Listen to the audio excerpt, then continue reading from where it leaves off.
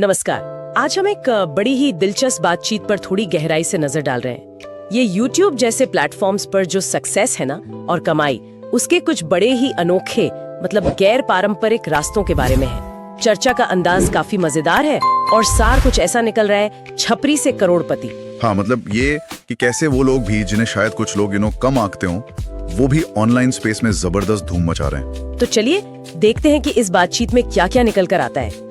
इसमें खास तौर पर यह देखा गया है कि कैसे कुछ कंटेंट क्रिएटर्स, जिन्हें शायद हम पारंपरिक रूप से बहुत हुनरमंद ना कहें, वो भी गजब की पॉपुलैरिटी और हाँ पैसा कमा रहे हैं।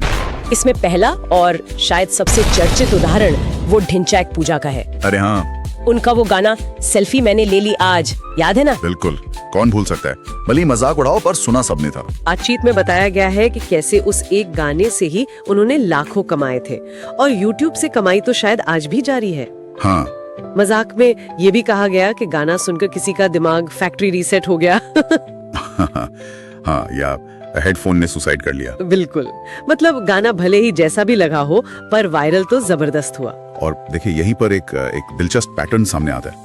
ये दिखाता है कि कैसे ऐसा कंटेंट जो ध्यान खींचे, मतलब अटेंशन ग्रैबिंग हो, भले ही वो कंट्रोवर्शियल क्यों ना हो, वो बहुत बड़ी ऑडियंस को अपनी तरफ खींच सकता है और उससे रेवेन्यू भी जनरेट कर सकता है। सही कहा। ऐसा लगता है कि ये जो प्लेटफॉर्म्स के एल्गोरिदम हैं और दर्शक भी, वो कभी-कभी कुछ नया, कुछ हटके या चौंकाने वाला देखने को ज्यादा पसंद करते हैं। पारंपरिक हुनर से ज्यादा शायद वो नॉवेल्टी को रिवॉर्ड करते हैं। हाँ, ये बात तो है।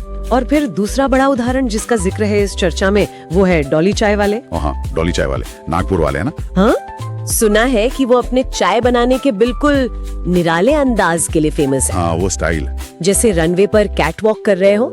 कहा गया है कि उनकी टपरी किसी ताजमहल जैसी लगती है। हाँ, और चाय से ज्यादा वो अपना स्वैग बेच रहे हैं। बिल्कुल, और आजकल शायद यही बिकता है, ये स्वैग। जैसा कि चर्चा में है, उनकी रील्स पर लाखों में व्यूज आते हैं, उन्हें ब्रांड डील्स मिल रही हैं, स्पॉन्सरशिप्स आ रही हैं। और अब तो वो दुबई के व्लॉग भी बना रहे हैं। अरे वाह! तो ये दिखाता है कि प्रोडक्ट या सर्विस से ज्यादा शायद ये जरूरी हो गया कि आप उसे पेश कैसे करते हैं। आपकी कहानी क्या है, आपका अंदाज क्या है। वाकई, वो रेंज रोवर में चाय परोसने वाली बात और उसकी तुलना आम आदमी के लोकल ट्रेन में ऑफिस जाने से करना, यह आज की डिजिटल दुनिया की एक अजीब सी हकीकत भी दिखाता है, नहीं? बिल्कुल, कॉन्ट्रास्ट बहुत तगड़ा है। तो कुल मिलाकर इस चर्चा का जो निचोड़ है वो ये है कि डिजिटल प्लेटफॉर्म पर सक्सेस पाने के लिए हमेशा बहुत पॉलिश टैलेंट की जरूरत नहीं है। सही कहा, कुछ हटके करना, कुछ जिसमें एक तड़का हो, वो ज्यादा चल जाता है कभी कभी। भले वो कुछ लोगों को थोड़ा अजीब लगे या छपरी जैसा लगे, पर वो दर्शकों को खींच सकता है और पैसा भी बनवा सकता है। हाँ।